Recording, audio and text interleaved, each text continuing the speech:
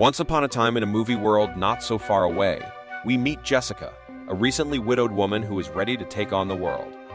Well, at least a 4-day road trip to start a new life.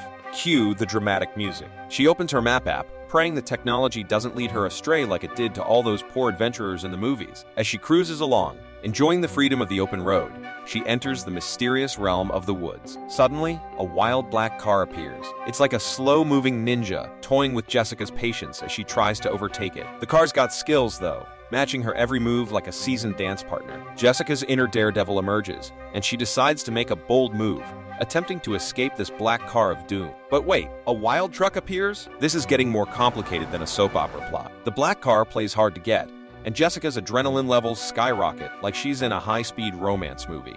Thankfully, she escapes the clutches of danger, but the black car is not about to give up on their bizarre pursuit. Honking like a persistent goose, it keeps reminding Jessica of their strange highway tango. "Why won't you let me go?" she cries dramatically. At a gas station pit stop, Jessica has a heartfelt phone call with her dad. Family drama alert. Her mom isn't exactly her BFF, and her dad's playing the peacemaker role. But hold on! The black car is back. It's like the universe is trying to give her a never-ending series of unfortunate events.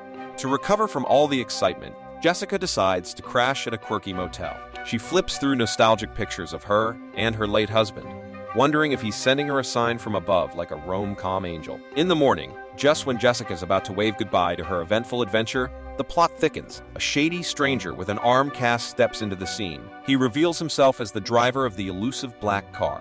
No, he's not a villain. He's just an awkward text and drive enthusiast with a knack for causing highway havoc. As the shady stranger continues his creepy interrogation, Jessica's heart races like a sprinting cheetah. "Do you live nearby?" he asks with a sinister grin, making her skin crawl. "Where are you headed?" he adds, and that's it.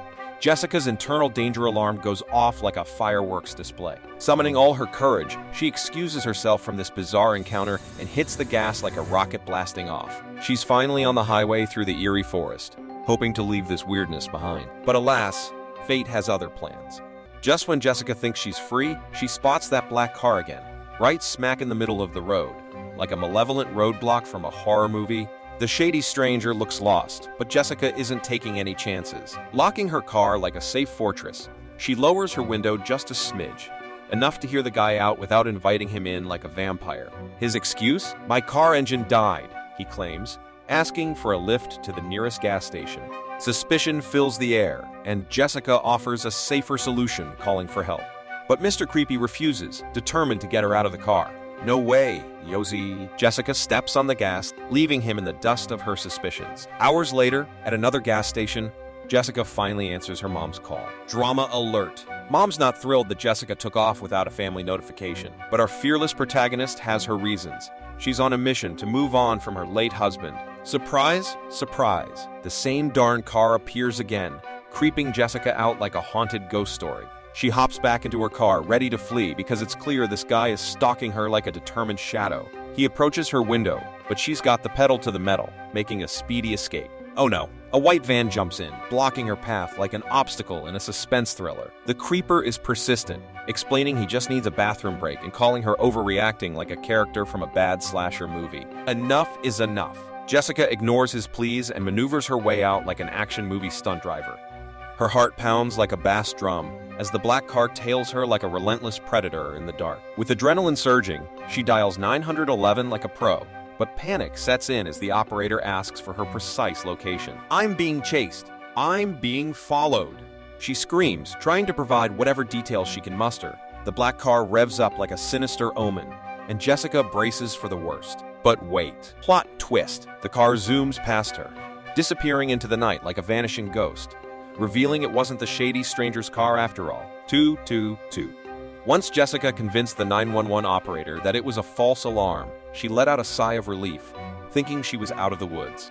But oh, the universe had other plans. As if possessed by a mischievous spirit, her car suddenly decides to have a wild dance-off with the road, and they both end up in a chaotic tango by the side of the highway. With nerves on edge, she steps out to inspect the damage, only to discover her cargo trailer's tire went pop like a party balloon. As if on cue, the black car rolls in like a villainous villain. Quick thinking saves the day, and she unhooked the trailer and hops in her car. But alas, the engine refuses to cooperate. Shady stranger, now officially not a nice guy, decides to show his true colors and shatters her window. Jessica puts up a brave fight, but let's be honest, she's no superhero, and this shady dude has some hidden Hulk strength. Injected with a sedative, like a drowsy Disney princess, she drifts off into dreamland. Or should we say, nightmareland. When she wakes up, reality slaps her with an unfamiliar room. It's like she landed in a twisted escape room run by the Joker. Footsteps approach, and who else could it be but the villain himself, looking smugger than a Cheshire cat. Desperate pleas for freedom fall on deaf ears as he gloats about being a serial killer. Seriously, could this story get any crazier? Oh, it can. He shows her a video montage of happy memories, like he's trying to audition for a twisted version of America's funniest home videos.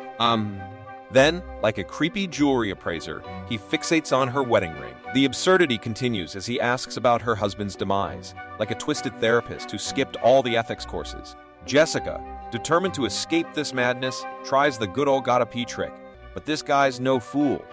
He catches her in the act and pins her to the ground like he's auditioning for a wrestling championship. In the morning, she's back at it, trying to MacGyver her way out of this nightmare room.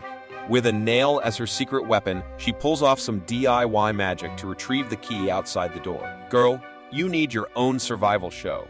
But oh, it's never that easy. Just as she's about to break free, in walks the serial killer with his grocery haul, probably for a creepy cooking show. Like a ninja in the shadows, Jessica dives into the closet, hoping he doesn't find her among the coats and skeletons. Now, she's a stealthy spy, peeping through the door gap, trying to stay quiet like a silent film star. And there he goes, answering a phone call. In a shocking twist, the phone call from the serial killer's phone turns out to be his family. He talks sweetly to his young daughter, leaving Jessica with mixed feelings of fear and sorrow for the innocent child caught in this twisted web. Determined to escape, Jessica seizes the opportunity and bolts out of the house like a startled gazelle, headed straight for the woods. The chase is on. The relentless killer is hot on her trail, realizing she slipped through his fingers. But Jessica's escape is no smooth ride. She stumbles, her foot impaled by a treacherous twig. Ouch!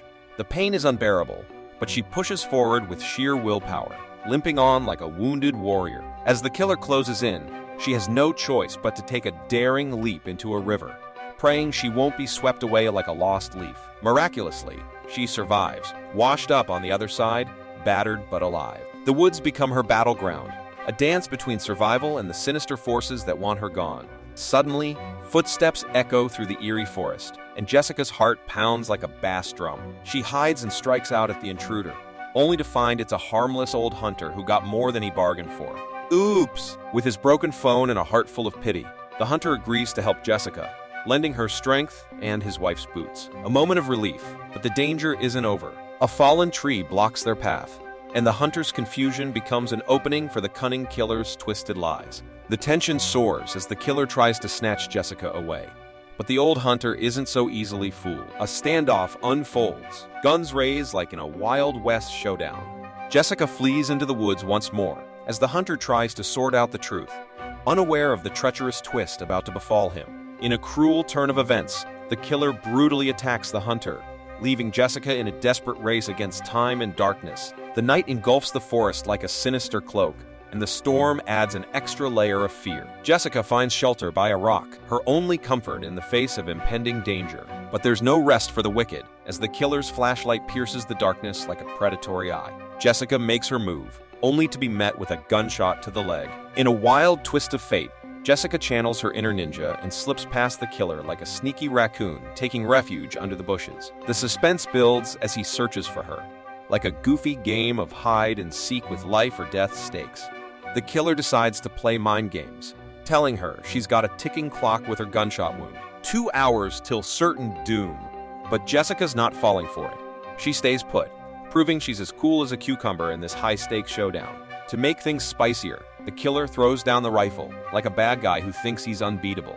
"Go ahead, grab it," he taunts, as if inviting her to a deadly dance-off. He even takes shots at her late husband, calling him names like a schoolyard bully. With each passing second, the killer gets itchier for the grand finale. He hollers and threatens, like a toddler throwing a tantrum, demanding Jessica show herself. But she's no pushover. She waits till the coast is clear, like a savvy poker player, and finally emerges from hiding when the killer struts away like a defeated peacock. Determined to survive another day, Jessica treks through the forest like a warrior on a quest, until exhaustion forces her into a peaceful slumber under a tree. As the morning sun wakes her, she realizes she's still smack dab in the middle of nowhere, like a hapless character in a comedy sketch. Her adventure takes a wild turn when she hears a car engine. Surprise! It's none other than the killer himself, up to no good, dragging a dead hunter around like he's on a camping trip from hell. Seizing the chance to turn the tables, Jessica sneaks into the car like a crafty cat burglar, searching for anything that could give her an upper hand. Boom! She finds the killer's phone, but her silence is golden, as she doesn't want to alert the devil behind the wheel. With 911 on speed dial, she prepares for a game-changing call. But alas, silence is her only ally. The killer realizes his precious phone is gone, panicking like a teenager who lost their favorite gaming console. Jessica can't contain her giggles at his flustered face, until she decides to give him a taste of his own medicine. Armed with a tire wrench like a warrior queen, she delivers a beatdown that would make a pro wrestler proud. The car turns into a chaotic dance floor, with Jessica dishing out justice like it's a high-speed payada party. Despite his wild driving attempts, the killer can't shake her off like a pesky mosquito. Jessica stabs and chokes him like a karate master with a tire wrench, and their fiery crash becomes a grand finale like a Hollywood blockbuster. Jessica crawls out of the wreckage like a survivor of a roller coaster gone wild, her vision blurring like a googly-eyed cartoon character. Hope sparkles in her eyes as a helicopter flies overhead, like a knight in shining armor coming to her rescue. But wait, the killer is not done yet. He's alive and kicking, like a twisted villain who just won't quit. As Jessica marches on, her heart pounding like a bass drum, she has an idea as clever as a cat with a can opener. Using the killer's phone like a prank caller with a twist, she dials his wife to spill the beans like a gossip queen. Hey, guess what? Your hubby's not on a business trip, he's a serial killer. She giggles like a mischievous imp. In a dramatic twist, Jessica decides to give the killer's wife her full name, adding a suspenseful touch like a detective in a crime thriller. Mrs. Psycho, it's Jessica.